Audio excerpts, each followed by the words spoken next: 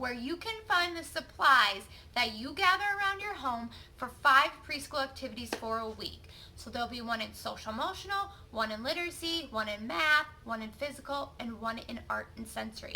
And I will post the supply list on Sunday night, so all you have to do is go around your house in 5 minutes or less and gather some of the materials, put them in your box, and you'll be set for a week full of 5 activities. The one thing that you always do need in your box is an essential box. Okay, so what I have in my essential box is pencils, markers, glue stick, scissors, and a deck of cards. We won't be using this week, but we used it last week, so I just keep it in a box because we use this for counting and recognizing numbers. Okay, so that box, that essential box needs to stay in your box at all times. And then the rest of the supplies I will give to you on Sunday night, and you just fill your box. So let's get started. The first activity we're going to do is going to be the physical activity, and it's going to be a move and find stick hunt. So what you're going to do is you're going to take a bag that you had put in your box, and remember, I will list the supplies Sunday night, so you will be able to get all of the supplies in your box. And you're going to take it outside, okay? And you're going to go find sticks with your child. Big sticks, little sticks, it doesn't matter, but you'll need at least about 5 because you'll be using these sticks throughout activities during the week, okay? But the key here is when your child finds a stick, they might walk to the first one. To get to the second stick, they have to move in a different way. So they could walk backwards. Then to get to the third stick, they could skip. Then to get to the fourth stick, they could dance, they could run, they could hop. Any of those will work. They just have to move a different way to find a stick because that really incorporates the physical part of this activity. Okay, so then you're going to just take your bag and you're going to collect some sticks. Some sticks in your bag that you collected, and that's going to be the physical part, the physical activity for the week. And just make sure you keep these sticks because we'll be using those later. The next activity we're going to do is going to be art, and we are going to make a fish with a fishing pole. So what you're going to need for this is a paper plate. If you don't have a paper plate, a circle, a white circle will work just perfectly fine. And you'll want to draw a little triangle for your child to cut out. They will cut on those lines, and that will turn into the tail for the fish. Okay, so you'll need a paper plate, and you can pre-draw that triangle. And then you will need some different pieces of paper. I have red, purple, and blue. Okay, so about just a regular size sheet of paper. If you don't have colored paper, you can always take a marker and you can color on a piece of white paper and then just cut that up. So what you're going to do is you're going to cut this apart, and I had already pre-cut some of the colors. So as you can see, I made little tiny squares, just very little. Okay, it doesn't matter, just make them kind of little. It doesn't matter if they all match or they're all the same, okay? So I had those pre-cut from the paper that I had, okay? And then I'm going to need, in my essential box that you have, I'm going to need my scissors, a marker, and my glue stick, okay? And so what you're gonna do is you're gonna have your child cut the tail, you can glue it on the end, and then they're gonna decorate the fish with the little squares that are in your box that you cut apart, okay? So then you're going to take, after they decorate, you're going to take string or dental floss is what I'm going to use because I just have that around my house. And if you don't have dental floss, you can use string, or if you don't have string, you can use dental floss. It doesn't matter. Okay, so I'm going to use that for my the line on the fishing pole. And then I need to grab one of my sticks.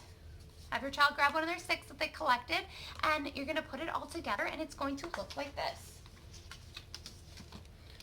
So you have your very own fish on a pole. So again, your child can decorate it how they want, glue on the tail that they cut out, and then use the dental floss or string to tie on your stick, and you have your very own fish on a pole. And that's really fun to play with.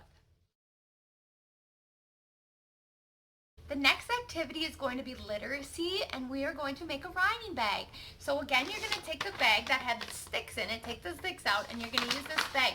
Your child is going to go around the house and find 5 to 10 different items. It doesn't matter what they are, just little things like toys, and they're going to put them in their bag, okay?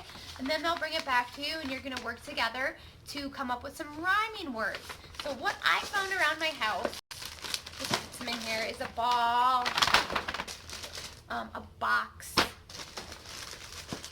a dinosaur, a dice, okay? Those are some things that I found. So when I bring it back to this, after my child finds it, I'm going to help them think of rhyming words. So I'm going to pull something out of the bag, for example, a ball, okay? And we're going to think about what sounds the same at the end as a ball. We're going to think of a rhyming word. So you can practice like sats, pats. So you really want to teach them that they have to listen for the end sound of a word, and those have to match, okay? So I have a ball. So my child came up with, we went through the alphabet, and remember, it doesn't have to be a real word. It's probably going to be more than likely a made-up word.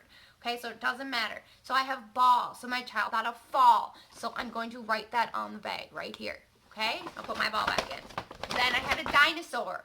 And my child and I, we came up with binosaur. Okay, so I put that back in the bag. And then I had a dice, and my child and I came up with mice, and I wrote that on the bag. Okay, so for all the objects that I had in here, I made up a rhyming word and I wrote it on the bag. And then you can play the game with your child, and you're going to say, do you remember what was in our bag that rhymed with fall?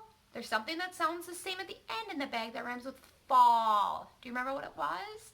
And if they can't remember right away, you can give them some different clues, like it's round, it bounces, any of that, and see if they can guess and remember what the rhyming word was that you came up with and what the object was in the bag. So there's your literacy activity for the week, a rhyming bag. The next activity is going to be math. So what you're going to need for the math activity is a piece of white paper, and I guess it could be any color you want, but I'm going to use white. And then remember those little squares you cut to use for your fish? Hopefully you have some extra left over and they're still in the container, and this is what you're going to use because we are going to make a patterned city. Okay, so what you're going to help your child do is think of different patterns. It can be, they're going to be color patterns. So it could be purple, red, purple, red. It could be purple, red, blue, purple, red, blue. So all different kinds of patterns, and they're going to build buildings with it.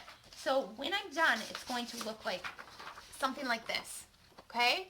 So they can just build different towers, and in my preschool class, we work on counting when we do these, and I have them build the biggest tower possible, and then they have to put their head on the top tower, or the top window. And so you can see I drew my head up there, but you can see I have all different kinds of patterns that I made, and then I've used a marker to put crosses on them to look like windows, and that really helps work on the fine motor. And then your child can decorate with grass, with clouds, whatever they want to do. So we're just kind of working on the patterning and making it a fun way of building a city. Okay, so that is your math activity for the week. Next activity you're going to be doing is social emotional. So the first thing you can do is I actually do puppet videos for children to help them understand what the coronavirus is and how we deal with those emotions. So in my profile you can find one of those videos. I post them Monday through Sunday about 10 o'clock, and so it doesn't matter what video you watch, but you can just show that to your child. It brings back some of the social awareness that they're supposed to be experiencing right now, but unfortunately without their peers, that's not something that they can do right now. So those just kind of help them to gain some of those social skills. So if you play one of those, and then you can always follow with the activity. And so we're going to make feeling sticks. And so again, you're going to have a piece of paper, and you want to cut out 2 circles, not very big, just you can almost use a half a sheet of paper and just cut 2 circles out, okay?